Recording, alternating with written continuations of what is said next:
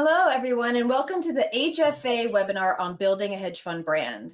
I'm Christina Bartnikowski. I'm the New York Regional Director and for the Hedge Fund Association and the Director of Sales and Capital Introduction at Clear Street. The Hedge Fund Association is a global nonprofit trade industry and a nonpartisan organization with a mission to advance transparency, education, and trust in alternative investments. Membership in the HFA include hedge funds, private equity, venture capital, real estate, and wealth management firms, as well as institutional investors, family office, and service providers. If you're not already an HFA member, please consider joining today. Before we begin, I'd like to thank today's webinar sponsor, Clear Street, as well as HFA's annual thought leadership sponsors, Citron Cooperman and UMB Fund Services. A little bit about Clear Street. We're a new prime brokerage, as you can see on the, on the panel right here.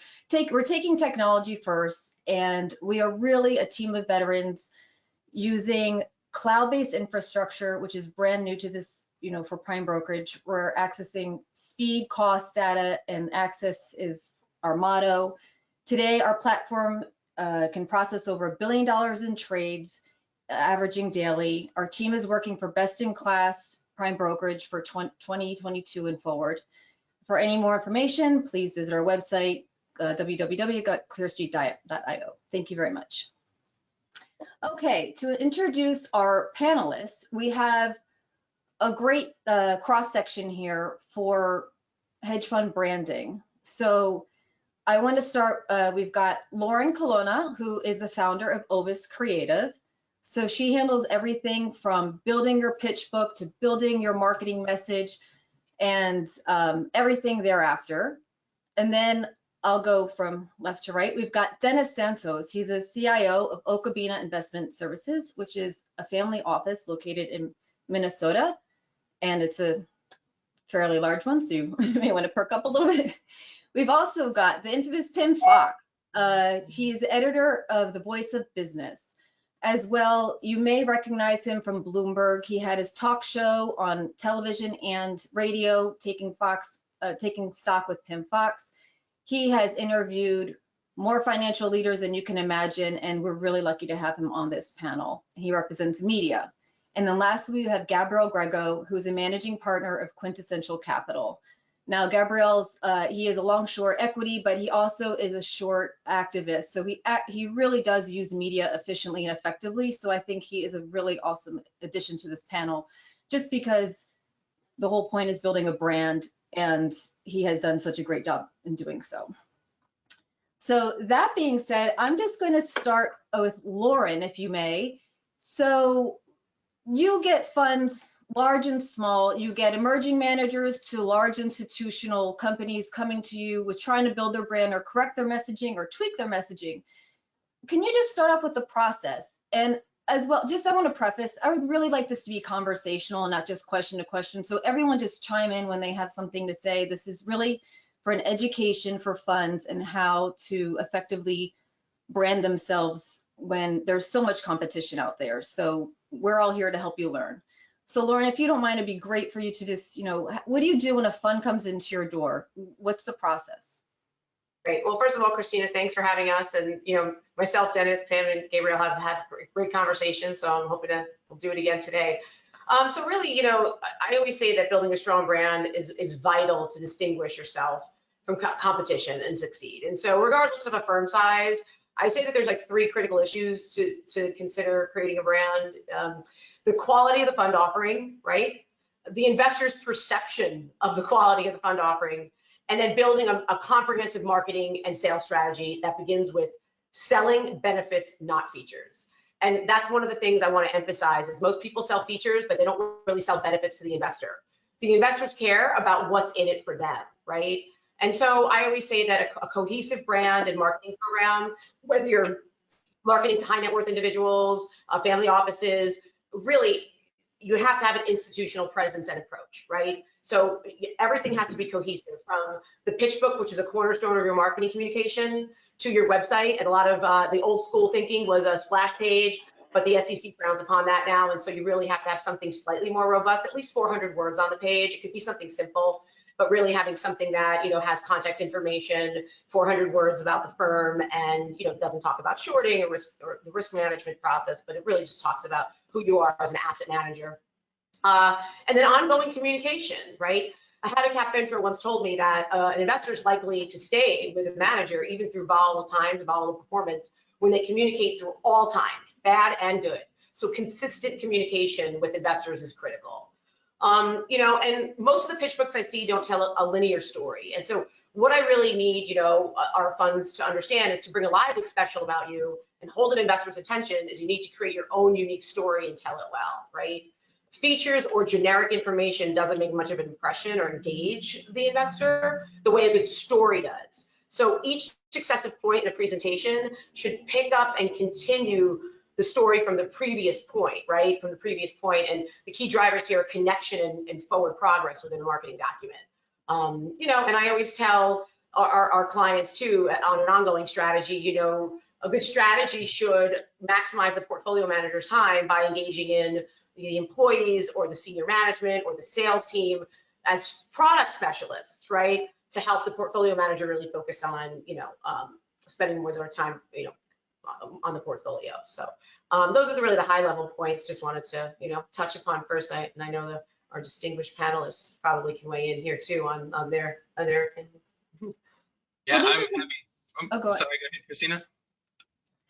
Well, you go in if you want, but I was also going to tap into Gabriel, considering he represents the fund itself. And I know this is your second fund, and I'm just curious to hear your story about what worked for you with your messaging and how you tweaked it and how you are the successful fund today. Well, yeah, I mean, in my case, and I don't think that mine is necessarily a common story, like you definitely have a kind of common story, which is a lot of, fund managers do, especially the first generation. They come out of some prop trading desk, some investment bank, they work there for a few years, maybe side to side some, some well-known investment manager, and then at some point they go and set up their own shop by themselves. That's a standard way to start a fund, and it's much easier to raise money if you're following that path. And then there are the non-standard ways, and there are many different ones. So mine is just one of a million. With me, it was a very slow start because I started the fund when I was living in Tel Aviv, in Israel. And even though it has a growing hedge fund community, it's still not exactly London or New York. So it was very hard to raise assets at the beginning. A, because I was probably in the wrong place. B, because the timing was not ideal, because 2013 was right after the financial crisis in a way, right after Madoff. There were a lot of brand image problems with the hedge fund industry in general. And finally, nobody knew me, nobody knew my strategy. And my strategy at the time was very ordinary. I was simply going long value investing type stocks, which is a great strategy, but it's definitely not unique. There were a number of things which contributed to slowly things getting better. And I think a lot of this would apply to everyone. One of them is the sheer passage of time. Over time, you will be exposed to more people, you will pitch to more people, you will there is a learning curve into what you're doing. Maybe your performance improves, you become the master of your trade, and by trade I mean investment management. And just by sheer survival, things will get better. The names will start moving around, and some people, some investors, especially institutional investors, have very long lead times from the time you first pitch to them to the time they actually end up opening their wallet. And this time can sometimes be years, sometimes can be much less than that if you fit right into what you're looking for, but sometimes it can be very long. And I would say the final and most important thing, and I'm sure something that you've heard before, you do not underestimate the importance of having a unique strategy, or if not unique, at least a rare strategy, or maybe an execution of the strategy in a way that it's a little bit with a different angle, because you will have a lot of investors that come to you only because you tick that very box that they're looking for. And in my case, that part of the unique strategy was probably short activism. And once we started doing that, I think everything changed exponentially. So as Christina was saying before, I was running a long short equity fund, and at some point we started adding a short activist strategy overlay, and assets grew very slowly over the years. At some point, because of investors' demand, I opened also a dedicated short activist fund that does only that, and it took me about a month to raise the same amount of assets that it took me for the other fund almost 7 years, just to give you an idea of how important it is, A, to give something that the market is looking for, and B, to find something that's a little bit special.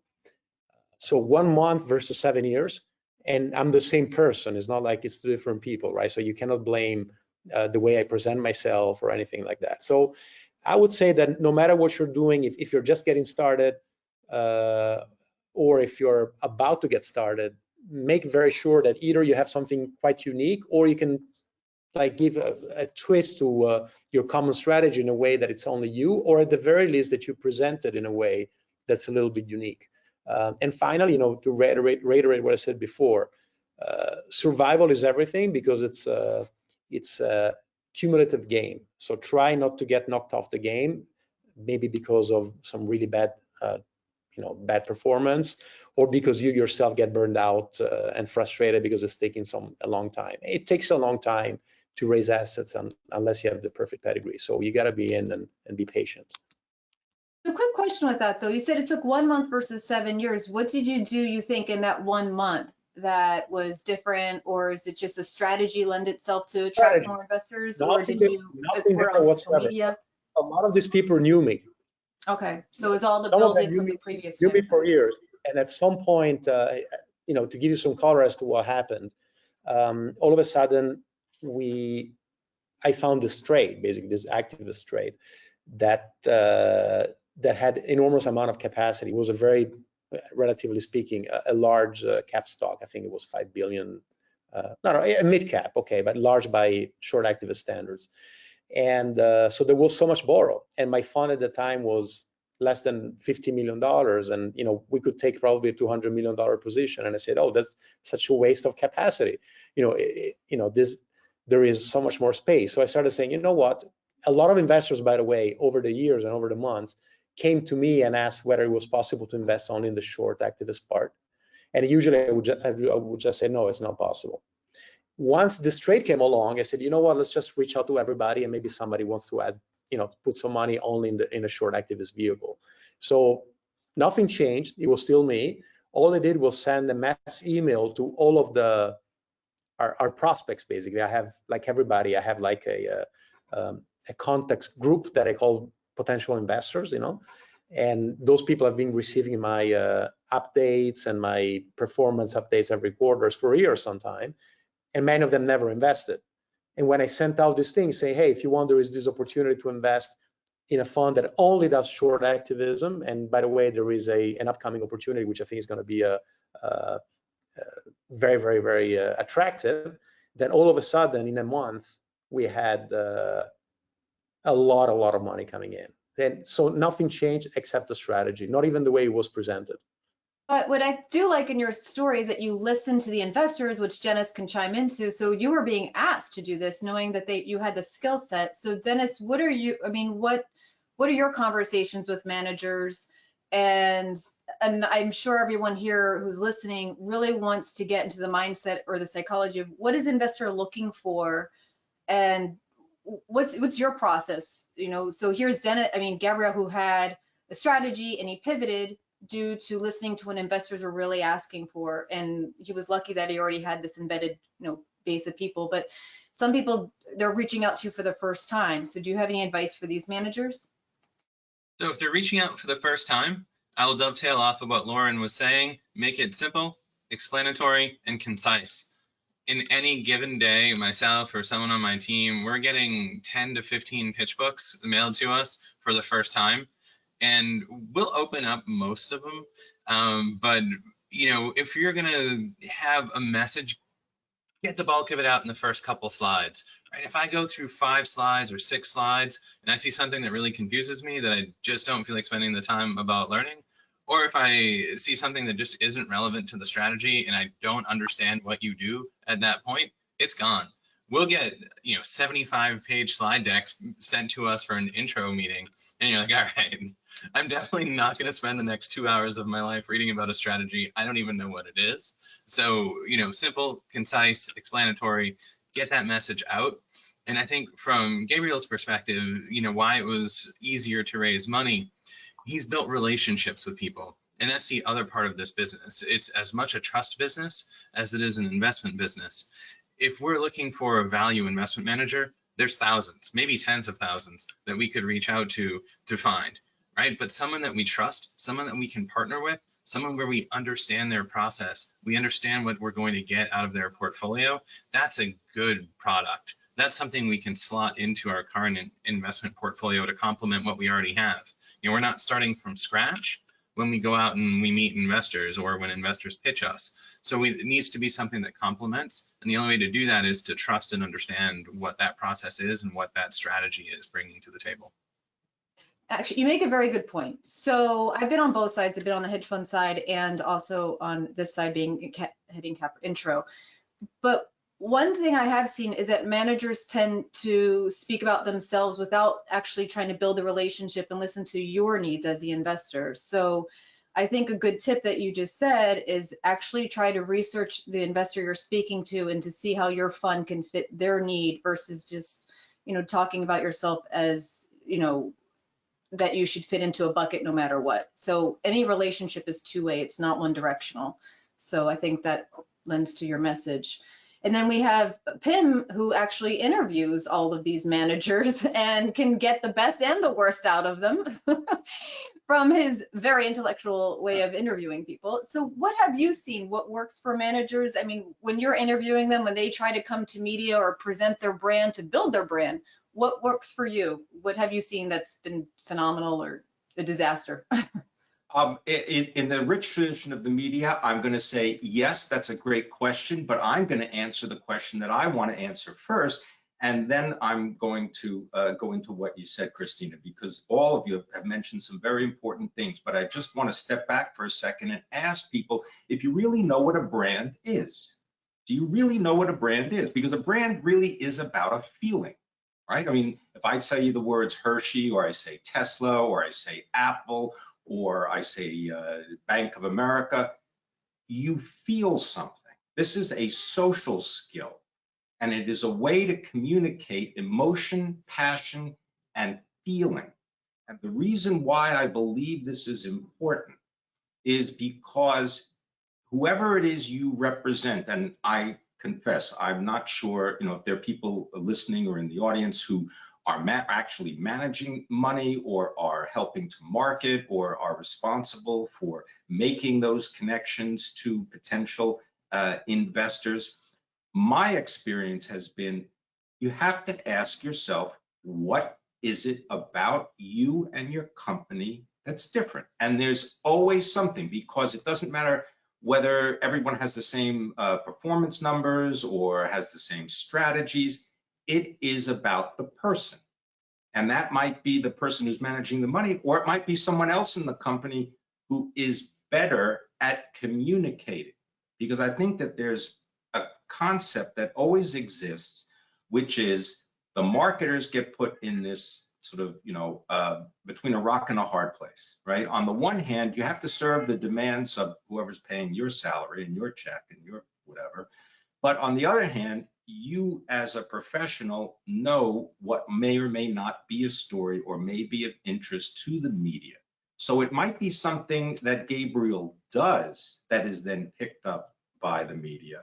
It may also be something that Gabriel does directly to the media and pitches a story or calls a reporter or calls an editor or anybody in the media and says, hey, look, I'd like to come and talk to you about X, Y, Z. Both of those things, in my mind, involve personal relationships. Some people are good at it. Some people aren't good at it.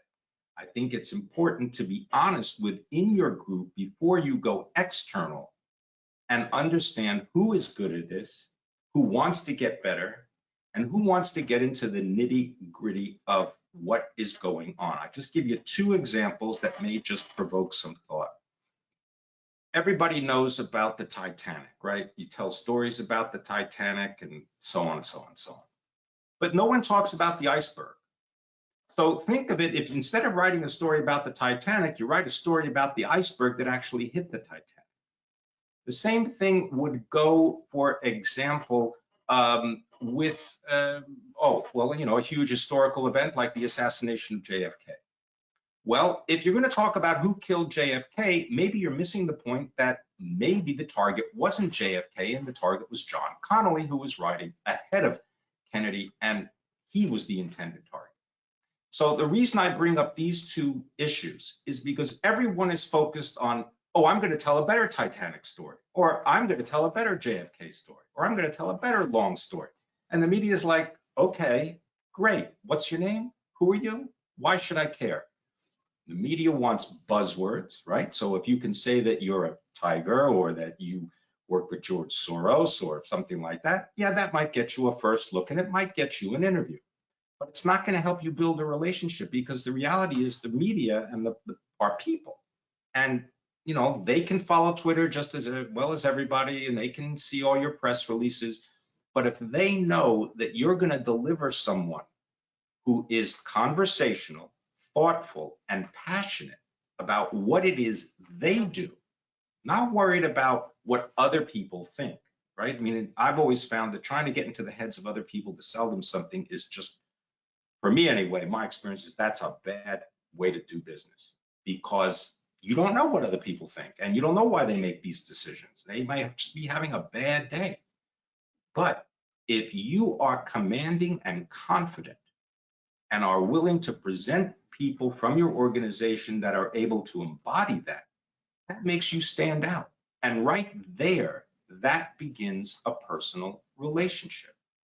And one of the things that I think, Lauren is an expert in is creating that feeling of what it is that is unique about your organization that you can communicate, that really tells a story about your brand, because that's the only thing you have. The numbers really don't matter in terms of a long-term relationship. They might do a story on a hedge fund that does really well one year, or they might do a story on a hedge fund that's really crap one year. But I'll tell you, in the media, if let's say you're running a hedge fund that had the worst performance of thousands, you can turn that to your advantage by contacting your people in the media, the people that cover your industry, and say, look, I have someone who wants to talk about why the fund was down, what mistakes were made, and what they're doing in the future. And my view has always been that that will make you special, because 9 times out of 10, everybody that's interested in the media just wants to sell. And the media is bored by that. It's not an interesting conversation. And there's nothing wrong. I give you just an example as well. At the end of every interview that I do, I ask the interviewee, I say, is there any question that I should have asked you that I didn't? And the reality is 9 times, most of the time, they actually say, and they come out with something that I would never have thought of asking. And so the idea is to create a story, because if you can't remember the story, you certainly aren't going to remember the numbers or the assets under management or someone's long historical background. But as I said, I think that Lauren can speak more eloquently about the building of a brand and the exercises that you need to go through that are physical. They're really physical. They're not just mental. They're physical exercises, because you have to be able, as Dennis said, and also as Gabriel said, you have to be able to, in a simple, concise, and passionate way, convey who you are. And without going through those exercises, I think it would be really difficult. Lauren, I mean, I open it up to everyone, comments, criticisms, And Dennis, that's just my experience. You're ultimately trying to reach you at the end of the day. Well, yeah, but my point is just as Dennis said, all right, so you get 70, I'm not gonna look at these books. Are you kidding me? Why would I look at them? No one's interested in that's for selling, right? I mean, that's some deep, what am I gonna do? I'm gonna talk about some long, short equity strategy, blah, blah, blah. And after those three minutes, 5 if you're lucky, and we can talk about panel discussions and industry events and so on, that's a different topic. But you need to tell a story because otherwise people will not remember what it is you're saying. And 9 times out of 10, of course, everyone's watching TV with the sound off anyway. So your job is to communicate that passion to the reporter or whoever the interviewer is, because you want them at the end of the interview to say, oh, so you're an expert in XYZ. Do you mind if we put you on the list for someone to call at a moment's notice about XYZ? So you're going to have people coming to you. It's like anything. When you show desperation or you're selling, it's like people back away, right? They're like, oh God, here we go again. But if you're able to communicate your brand in a way that creates an emotional connection, that's a much more powerful experience.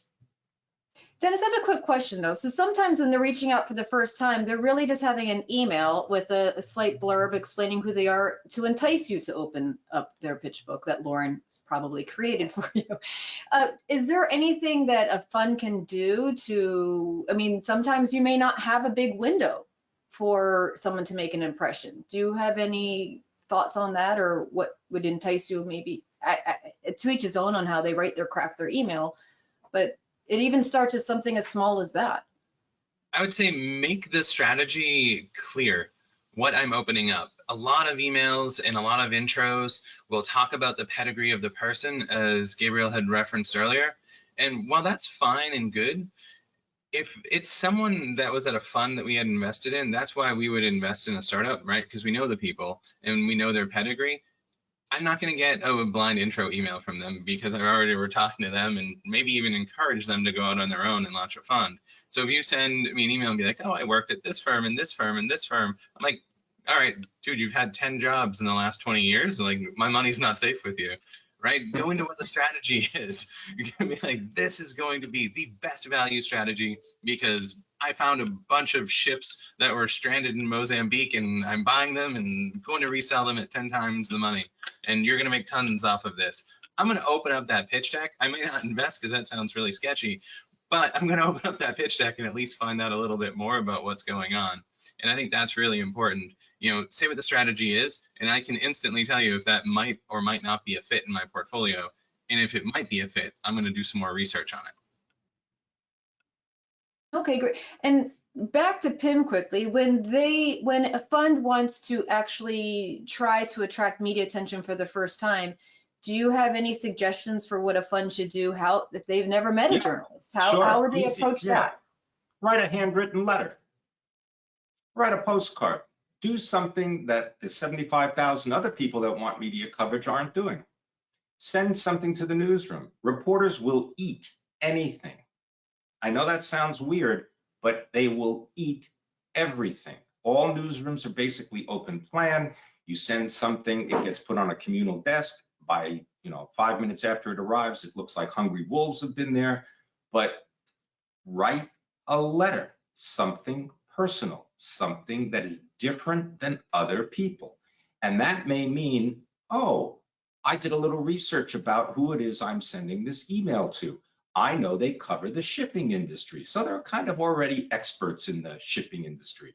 So send them a book on shipping that they may not have had, that you found useful, or that the portfolio manager or the asset manager team gives out to their clients. Something that distinguishes you, that will sit on a desk, or that is tangible. Because if you're getting, 100 emails a day, what's the criteria? I mean, Lauren can speak to the actual design and creation of these packages, and they are key, right? I mean, one of the secrets is, and it's not a secret, is even though you can't quantify it, just the very typeface and the color matter. right? I don't know whether you've all read, what was it, Thinking Fast and Slow? The Tversky, Dan Kahneman. yeah, and Daniel Kahneman, which I suggest if you haven't, just check it out. But, you know, blue, isn't that wild? Blue. If you print your stuff in blue, chances are people will believe it more than if you print it in black. I can't tell you why, but that's the way it is. Same thing with something on a screen. You know, all those studies that are done trying to get information from a screen does not stick. They attached a bar to the screen just to hold it. It had no function. People's retention rate went up about 40 to 50%. So something you can hold in your hand, I believe, is key, particularly, you're not, I mean, how many newspapers are you trying to get into, right? I mean, how many are there? There's the FT, the Wall Street Journal, the New York Times, and then you got some magazines, Forbes, so on, and it's all on. But you want to be different, right? You want something to say, to laugh or feel like there's another human being at the other end of the communication, because if there isn't, then you're just one of thousands. And that's not a good strategy, I think. This is actually a nice transition for Gabriel, because you do effectively use social media and other outlets. Do you want to speak a little bit about how you went about, well, Twitter clearly is, you know, self-imposed. You can, you know, write your own tweet, but what are some strategies you've used and have you found them effective? And then I want to dovetail that to Dennis, and that how much of media, it's a two-part, how much for you of media is positive or negative for the investor? So I'm going to start with Gabriel, and Dennis, if you want to chime in on how much is too much, or it's a nice fine line, a nice balance between putting yourself out there and being under the radar. Yeah, well, social media is extremely important, and I think one of the main reason why everybody should probably try a social media strategy if you're in the hedge fund management business is because it's so accessible.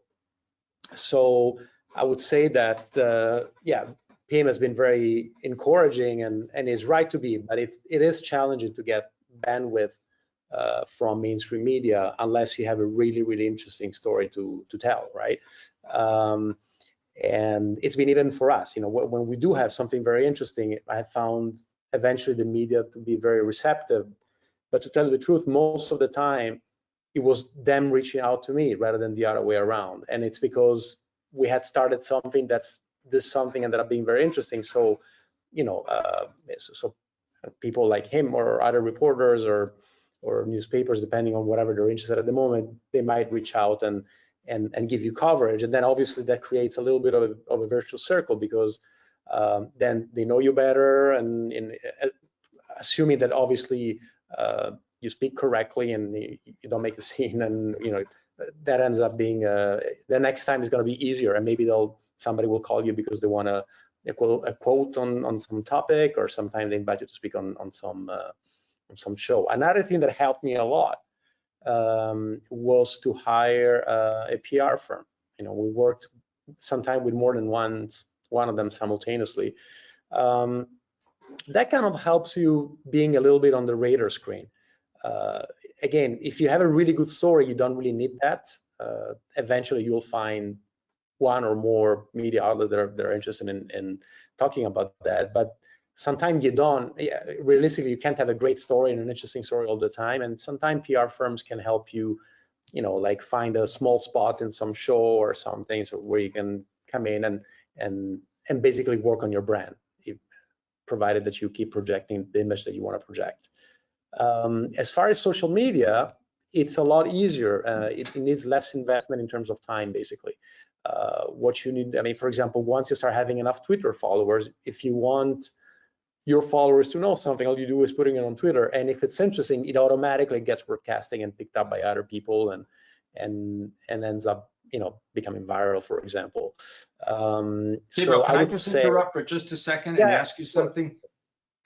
You need a plan to do that, right? I mean, you don't just start tweeting things or posting things. You need a plan, because you've got to ask yourself, what's the goal? What am I trying to accomplish? Who am I trying to reach? Am I reaching them? And then that creates the feedback, the analysis that you can access that will tell you, is something being successful, is something not successful. But to just do it without a plan that is coherent and is defined can lead to just this scattershot approach, and then it's a reactive experience where it's like, oh no, what are we going to do? 20 people called. Yeah, absolutely. And then the other thing I would add to connect to what we were saying before, very often part of the plan should be dictated by your brand. So, and actually I put a lot of thought on this at the time, and not so much for promoting my funds, but obviously it ended up being a welcome byproduct of the learning curve. But I did a lot of work on what brand is and how to build one, and because I was interested in investing at some point in a bunch of consumer-oriented stocks. So, and obviously the brand power is paramount in some of these industries. So I wanted to really understand, what is it, and obviously it's a very wide topic, and I would encourage everybody to do a lot of reading on it. It's really, really interesting, and it really is at the crossroad between economics and psychology, which is what I ended up studying in college, by the way. But the moment you understand the way brand works, then you decide what your own brand should be like, taking advantage of whatever you are at the moment and how you want people to perceive you. Once that brand is defined, then you should tailor your social media strategy to fit that brand as closely as possible, not only with the content you want to share, but also with what vehicle you choose to be on. I give you an example. We decided not to be on Facebook because not always more is better. Facebook is a great tool, but it has too much of a informal, casual, personal type of feel, which I felt clashed with the type of brand that I was trying to project, which was more corporate, professional, and serious, and that kind of clashed with Facebook, for example. Twitter, I think, is a must, probably fits for everybody, but even there, then what you decide to say, how you want to say it, what kind of language you want to use is very important. Then you get LinkedIn. So each one of them, you have to put a lot of thought. Again, the content, the way that content fits your brand, which channel you want to use, when you want to use them. There should be a lot of thinking in this. And obviously, managing a fund is a time consuming and is a tiring endeavor. So not everybody can find the whole time, but it's definitely a good spot to invest some of your hours, I would say. So yeah, we definitely were. Gabriel, yeah, and I just want to add to Pim's point, you have to have a strategy for social media, right? And you have to be very thoughtful about it, especially within the SEC guidelines. Now, you can't advertise, but you can be a thought leader on LinkedIn with very strategic topic-based thought leadership pieces, and then promote them through LinkedIn, through promoted content, but really position yourself as a thought leader. If you're a sector specialist like TMT or consumer, if your products have an ESG, impact investing bend to it, talk about things that are thought leader based, and really work on that as building your brand. All of these things, even PR, public relations, it's all assets, right? You have to have assets to really build a brand and build awareness. And to Pim's point, and I think Steve Jobs said, a brand is an experience you have with something. It's not a logo, it's not a website, it's not it's your experience. So, everything from when you walk into the room with an investor, how you greet them, your marketing materials, your presence on LinkedIn, like we were talking about as a thought leader, your website, all of these are assets that help build your brand, but a brand is really an experience an investor has with you. That's really what it is. So Dennis, back to you on this. When do you feel that some people have gone too far, or from an investor? I understand you have your own sentiment about this, but if you can speak at large, if you want to put your hat for, representing all investors out there, when is it too much and when is it too little? Because I really do think it's a balancing act. So what goes through your head when you see a manager on television? If you're coming out with generic content, you've gone too far. And, some media outlets will fill up as much time as they can with generic content. And if you're on talking about, hey, the market's up today because we know absolutely nothing we didn't know yesterday about the Omicron variant of the coronavirus, like that's useless information, right? If you're going to do media and you're going to use social media, put content that's exciting and relevant and captures the user. I love watching Bloomberg when I walk away from it and having learned something. It's something that I can apply in a portfolio, something that helps me think differently, perhaps about how rates are going to change, perhaps about what's driving in the industrial sector, anything like that that's useful. But if it's just generic content, hey, industrials are down, transports are up, there's a bottleneck in the California ports, that's not great information, right? That's something I could pick up in the journal this morning. That didn't teach me anything. And it really is just not exciting about the brand. I can cite a very specific example. Recently, and I sent this around to my team because I got such a kick out of it, a large, well-known asset manager sent out a research piece, this was 12 pages, saying that stocks with improving earnings often have improving prices. It's like, are you kidding? This Wow. is economics 101. I hope they paid a lot of Sign him money. up to be interviewed by Pim. Guys, come on. You've got to come up with something better. No one opened that. I can't imagine anyone looked at that title and was like, oh, I've got to read this. Right? Come up with something exciting, capture the user, teach me something, and all of a sudden, I'm going to want to contact you because I liked what I learned. I want to learn more. Yeah, I would just offer that however cynical you think a person in the media is, multiply that by, 1,000.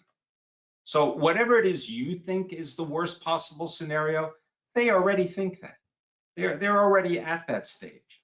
So and you can't confront those kinds of feelings, right? I mean, I think, Lauren, during our pre-panel discussion a couple of weeks ago, we talked about how to deal with misinformation, things that are wrong, that are out there. You can't fight an inaccurate report. It just, you can't go, well, that's not true. You need to just state your version and not get into a battle about what is and what isn't. And as long as you're true to what is your brand, and Lauren, come in on this, because I mean, that's a big deal, because a lot of people get threatened easily because, of course, everybody who's running a hedge fund is, an expert and has a IQ that certainly is higher than, an entire newsroom. So, and that's a challenge for people in the marketing part of because of course, you don't want to tell, the hedge fund manager, no, you really should not be talking to reporters, or you should not go on that panel. You should go on this panel, or you should make a request that if you want to do this, you want to have so-and-so on the panel with you, so that you can command a little power in this relationship. And sometimes you have to push back, not only with the media, but with the people that you represent.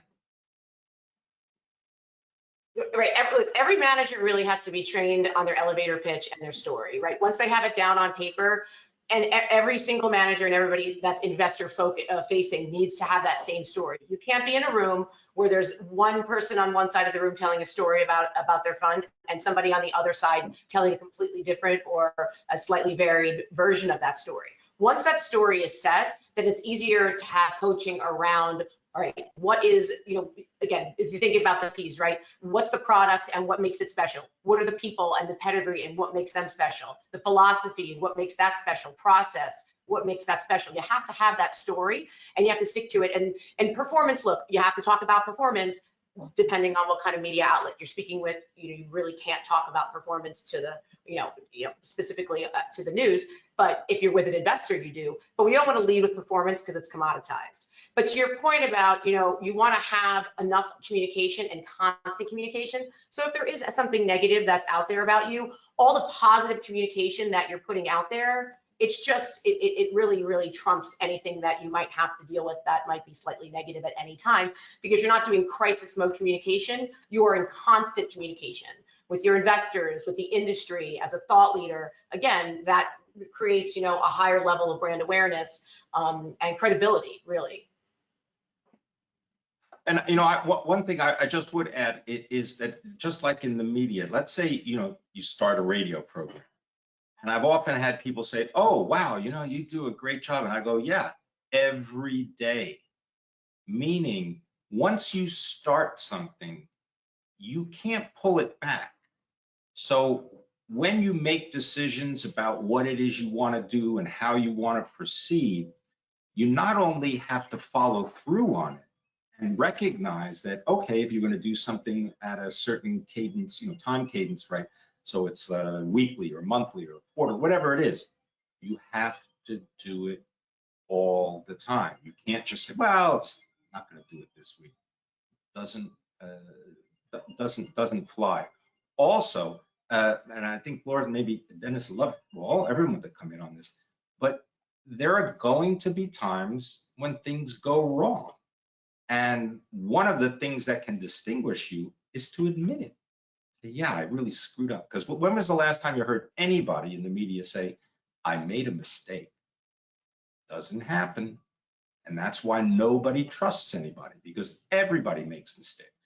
So if you're able to do that and communicate that, it also humanizes the message and people get it. It resonates with them.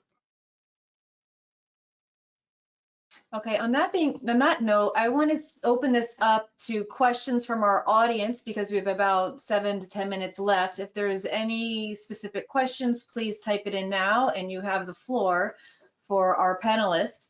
And if we don't have any great questions, and since we have, I'm going to throw out Pim again, I would love some, if we don't have a question, I would love to just hear a great story of someone you interview. Like, what's one of your favorite tidbits from all the people from your show? Because I know sure. If anyone knows, Tim is great at interviewing, and he always knows how to give a great zinger to even the steadiest of hand can get, Tim can just really just drive home a message. So I would just love a story from you as well. Well, you just tell a story while we wait for questions. Sure. I mean, I can tell a story about interviewing Warren Buffett, right? Okay, yeah. Warren Buffett's got this old folksy thing, he's an everyday investor. Absolutely not. Absolutely not. This is not a guy you ever want to get into a situation that you want to cross him. And the way I describe it is I went down to Omaha for the annual meeting, used to do it regularly for Bloomberg. And frankly, after a while, it was ridiculous because it was just a PR event for Berkshire Hathaway and for this image. And this image is, by the way, it's completely contrived. It is not this old. The best way I can describe him is, that story where you're driving along a highway somewhere in the Midwest and you stop because you're lost and you see a farmer and you stop the car and you ask him, do you know which way it is to Chicago? And his response is, yep. And that's Warren Buffett. And the way that I was able to get that is you have to realize during those press events is a rope line, right? So there's a rope line where he sits and then each member of the media gets, 2 questions or a question.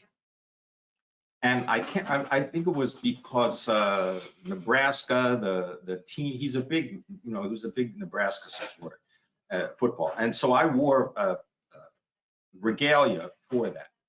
And of course, I was the only one wearing it, and it made him laugh. And then I asked him, so who really writes your annual letter? And you could see his face change instantly. That's a great question. Yeah, because the truth is, he doesn't write it. He's never written it. So, it's like people, and for example, everybody knows that Warren Buffett plays bridge. I don't know if anybody here knows people that play bridge. You don't play bridge casually, right? You don't just play it like once every couple of months. And no, people like that, they are determined and focused. And I think that's one of the reasons why, obviously, he's successful, but a lot of people, I've got stories. I've interviewed Buzzy Gadool from Herzog Heine Gadool, and he will very happily tell you the story about what a great genius he was because he bought Apple stock at 9 and then sold it at 15. That humanizes him. That makes me want to have more of a conversation with him because he laughs, I laugh, the audience, you hope, laughs, and then you talk about it. And that ends up giving you an opening that is different than, okay, what's your performance, what's your style, and how many, what's your assets under management? So those are just 2 examples. Okay, I will give the audience maybe another minute or so to ask some questions. If not, I want to thank everyone here on the panel, and I highly recommend if you are trying to build your brand, please reach out to Lauren and Ovis Creative. They do an excellent job. They've been in the business for a very long time, and they are by far the industry standard for marketing materials and branding. Gabriel Grego, sorry, I just tripped on your name. Wonderful fun. Follow him on Twitter. You will learn a lot about shark activism, and he is an excellent journalist as well in his own right for uncovering some great or unearthing some great stories about some stocks. So you'll good to follow him. Pim, I hope you have a chance to interview everyone on this panel. And Dennis, thank you so much because you are a great investor. You're very astute, and anytime anyone is in Minnesota, please go visit or send a message. Whether or not the door is open, that's on Dennis. But you've learned the tips to learn how to get the door open for Dennis. So thank you very much. And one last thank you again to the thought leaders for HFA, Citrin Cooperman, UMB Fund Services, and of course, Clear Street. Please check us out at our website. We're doing really unique and innovative things in the prime brokerage space, and you will not be disappointed. And HFA, if you're not a member, please look it up and join. We have a holiday party on the 8th for members and non-members, and there are regional groups throughout the whole entire country, and I believe globally as well. So it's a great organization for the hedge fund industry. Thank you very much, and join into the next webinar. Thank you, Christina. Thank you, Christina. Thank you very much.